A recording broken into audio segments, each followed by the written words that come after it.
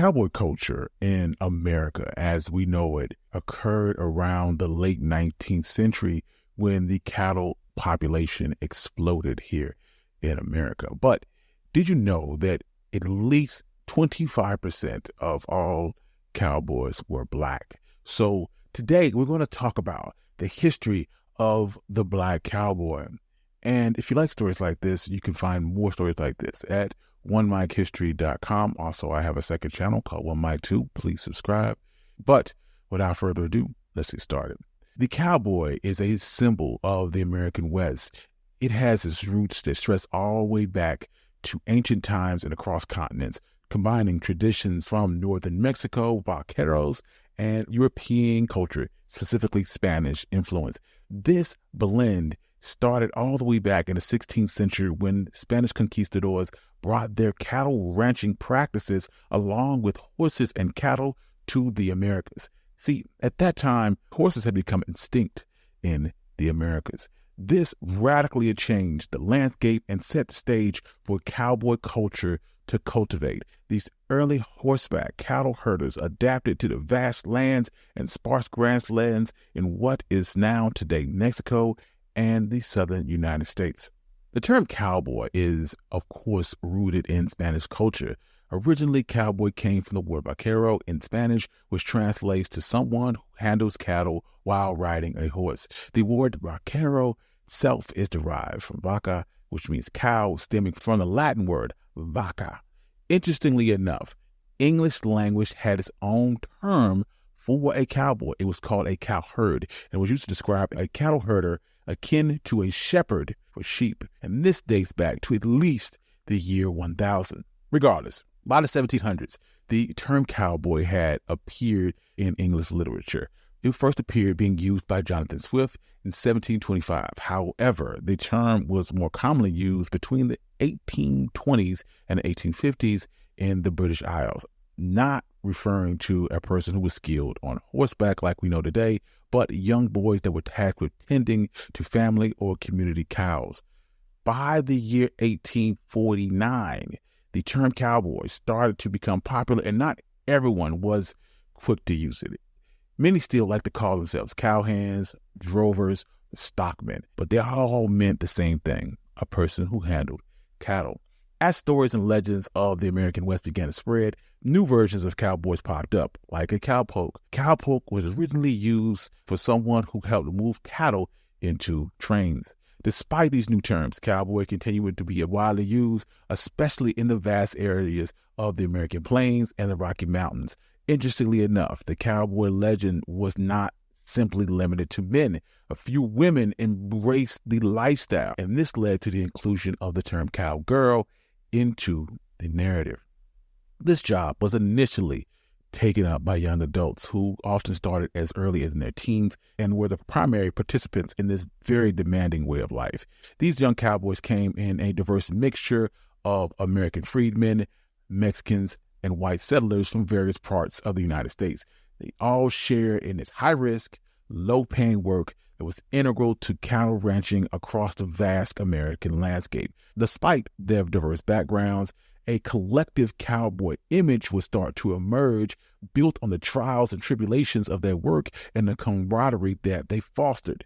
This shared experience, along with the necessary skills for cattle ranching and the mobile freedom provided by horseback riding, contributed to the enduring legacy of cowboys in America. But in the context of African Americans, they began to work as cowboys as far back as the colonial period. The first proof that we see of black cowboys comes from South Carolina, where enslaved individuals skilled in managing cows were brought here from Senegal specifically for their cattle ranching abilities.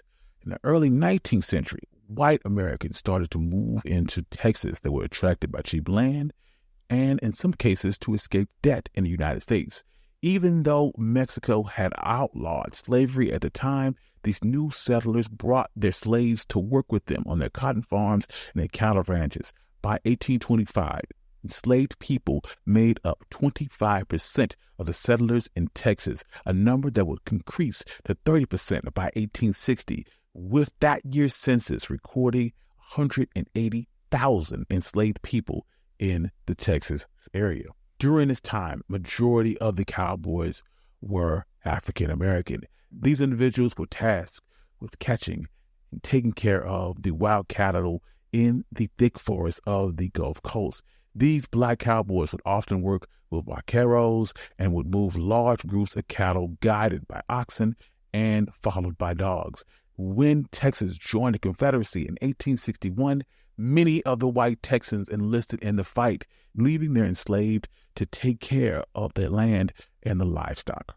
However, Texas ranchers encountered several problems. One of their major issues was a lack of effective fencing. This resulted in cattle wandering freely without restriction. When the ranchers returned from the war, they tried to gather these scattered herds with the help of their enslaved, but the Emancipation Proclamation soon freed the enslaved workers, leaving the ranchers without their traditional workforce. Consequently, former enslaved individuals didn't have many jobs available to them, so many of them decided to work for the same ranchers that had previously enslaved them.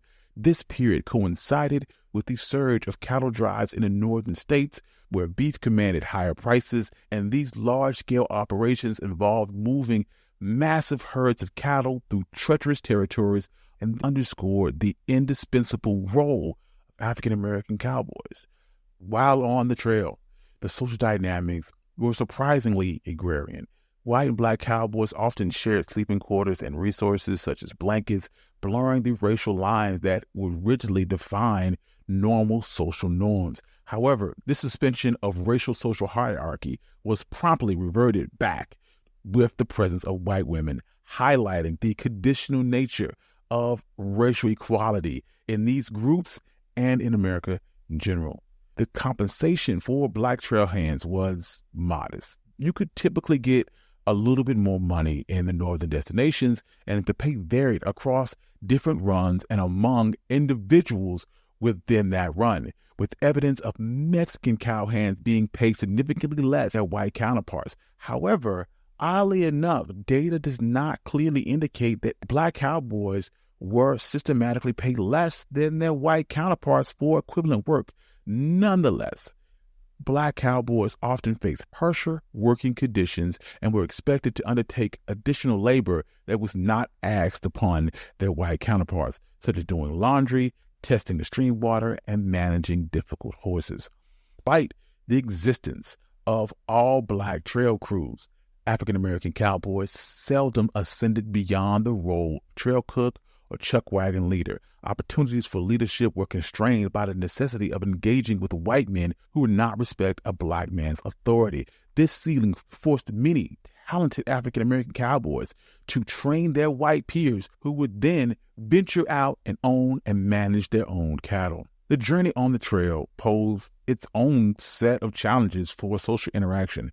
While saloons were somewhat neutral ground for racial interactions, restaurants maintained a strict segregation policy, often relegating black patrons to the back door. In situations where exclusively black establishments were unavailable, black cowboys had to procure their food independently and prepare it themselves. Furthermore, black men were outright banned from brothels, although gambling halls were okay. And this illustrated the complex and often contradictory nature of racial integration during this time period. As the 1800s came to a close, the world of the cowboy began to change significantly. Railroads expanded across the country, making it easier to transport cattle and reducing the need for long cattle drives. The invention of barbed wire in the 1880s played a huge role. It allowed ranchers to fence off their land, and this meant that cows could be kept in specific areas to avoid overgrazing. It also meant that there was less open land for cattle to roam, marking the end of the open range era. A particularly rough winter in 1886 and 1887 saw many cattle die from starvation in the Northwest due to overgrazing and a lack of winter food, causing the cattle industry to crash. By the 1890s, barbed wire fencing was now common in the northern plains, and meatpacking plants were built closer to ranching areas, and the era of the epic cattle drive from Texas to Kansas was simply a thing of the past. During this period, black cowboys, who had always played a crucial role in the Cowboys workforce, saw themselves facing narrower and narrower job opportunities. In the early days, they made up a significant portion of cowboys, but by the 1890s in Texas, they represented just 3% of all cowboys, and overall, they represented just 2% of the cowboys in the American West. As this cowboy life was changing, many simply found work in other industries. Despite this decline in the traditional cowboy role, the fascination with cowboys did not wane in the American public. The public still loved the idea of the Wild West, leading to Wild West shows, rodeos, and dime novels. This interest illustrated the spirit of cowboys was still alive, even though the actual lifestyle became less and less common. While big cattle drives had ended, cowboy work was more settled and less frequent. The image of the cowboy continued to capture Americans' imagination, and that imagination painted a romanticized and somewhat fictional depiction of the American West and often overlooked some of the harsher realities of frontier life. As the tale of the Old West began to quickly shift from dime novels to movies and television shows such as Stagecoach, which was released in 1939 and portrayed cowboys as heroes of the Old West and enthralling tales of good versus evil. However, these Hollywood movies and TV shows refuse to represent Black men in heroic cowboy roles, even though there was a reality of African-American cowboys such as Nat Love and Bass Reeves and Bill Pickett. Their contributions and experiences were largely ignored and forgotten. As a result, the image of the American cowboy that many people think of today is largely based off whitewashed film and TV shows that ignored the role that Black cowboys played. These shows ignored the fact that Black cowboys played an important role in our country's history. Today, modern historians, filmmakers, and novelists, and Black heritage groups sought to remedy this forgotten history of the Black cowboy. Groups like the Oakland Black Cowboy Association, the New York City Federation of Black Cowboys, Philadelphia Fetcher Street Urban Club, and the Compton Cowboys work hard to showcase and continue the legacy of Black cowboys as a larger part of American heritage and the role that they play in our country's history. Thank you. This has been One Mic Black History. I'm your host, Country Boy, and this has been the story of the Black cowboy. If you like stories like this, you can find more stories like this at OneMicHistory.com. Also, check out my new channel, One Mic 2, for audio-only episodes. And thank you to all my Patreon subscribers and my members. Without you, none of this could be possible. And peace.